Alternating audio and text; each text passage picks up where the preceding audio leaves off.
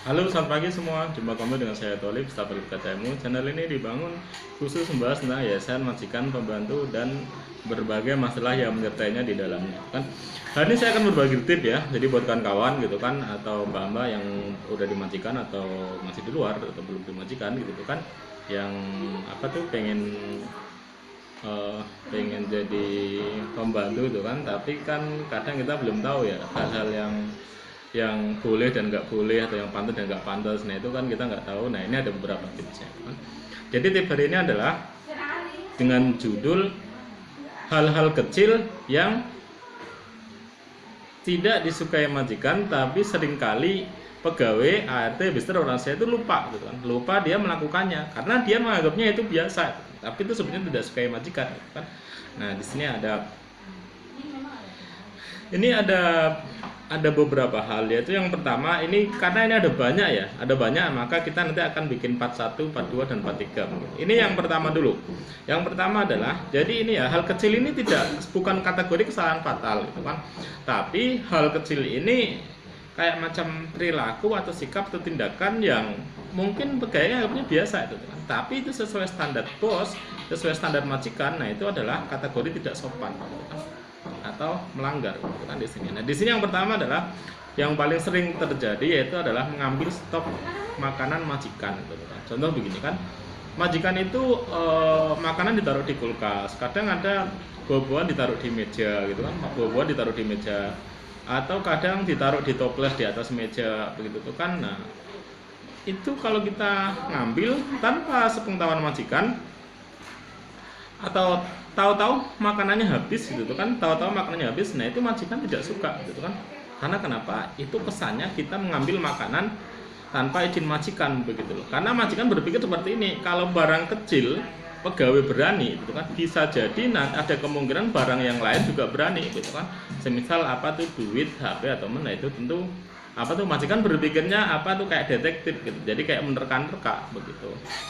Jadi yang pertama itu, mungkin DM pegawai nganggapnya sepele itu, tapi majikan berpikirnya enggak, berpikirnya lain dan panjang itu, dan nerka-nerka itu membuat dia akan khawatir gitu kan.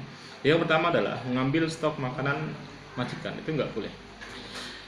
Yang kedua adalah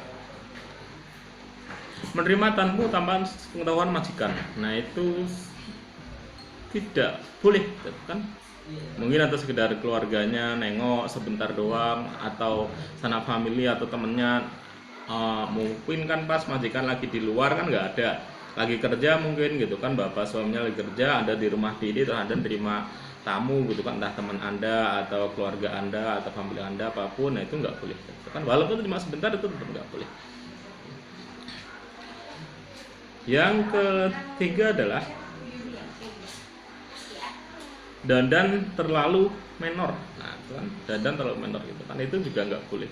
Karena kenapa? Dandan terlalu menor itu kesannya begini gitu kan, kesannya nanti majikan, karena kan pegawai kerja ke rumah majikan itu ada majikan bapak, ada majikan ibu begitu kan. Nah kalau si pegawai dandan terlalu menor, nah itu membuat majikan yang perempuan, ibunya itu akan merasa tidak nyaman gitu kan. Tidak nyaman kenapa gitu kan? Tidak nyaman karena dengan perilaku Anda yang dianggap tidak sopan, atau tidak sopan, atau menghindari hal-hal yang tidak diinginkan gitu, apalagi terjadi kesalahan gitu loh. Makanya kebanyakan gitu kan, SDM yang terlalu seronok, terlalu menor itu nggak bisa, pasti itu dibalikin ke majikan. Karena kenapa? Majikan yang perempuan itu takut terjadi hal-hal yang tidak diinginkan gitu kan.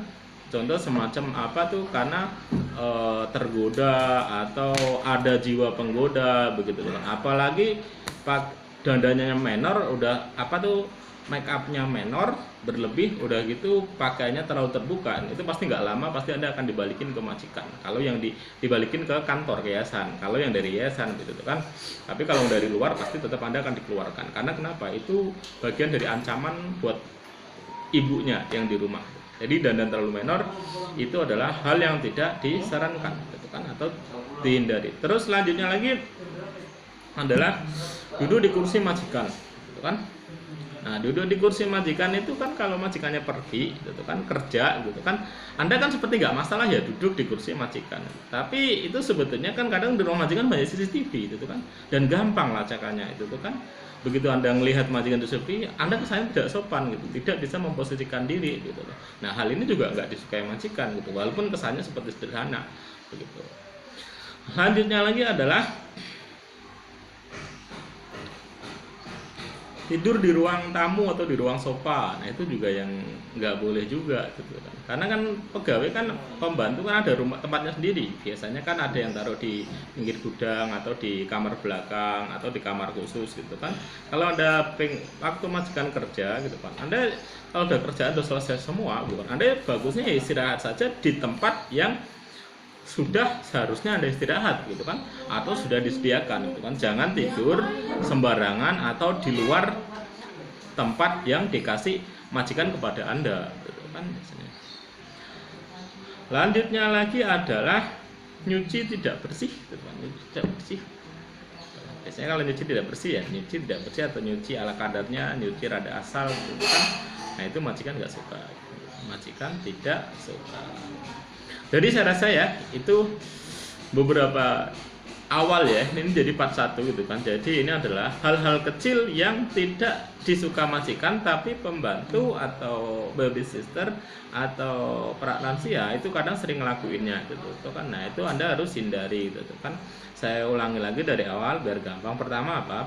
Pertama mengambil stok makan dari majikan. Kedua adalah menerima tamu tanpa sepengetahuan majikan. Ketiga adalah dandan terlalu menor. Keempat adalah duduk di kursi majikan. Kelima, tidur di ruang sofa atau di ruang tamu atau tidur di tempat nggak seharusnya tidur, itu kan tidur asal gitu kan. Terus selanjutnya lagi yang keenam adalah nyuci tidak bersih gitu kan. Jadi mungkin itu aja ya. Jadi biar biar sekedar berbagi pengetahuan aja. Jadi saya rasa itu aja.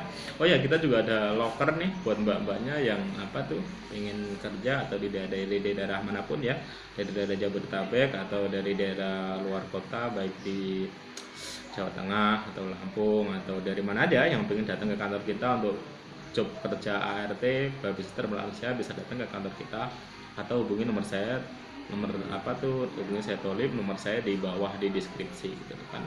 Jadi saya rasa itu aja ya, semoga bermanfaat. Apabila bermanfaat bisa di like, subscribe atau komen. Sekian dari saya dan terima kasih.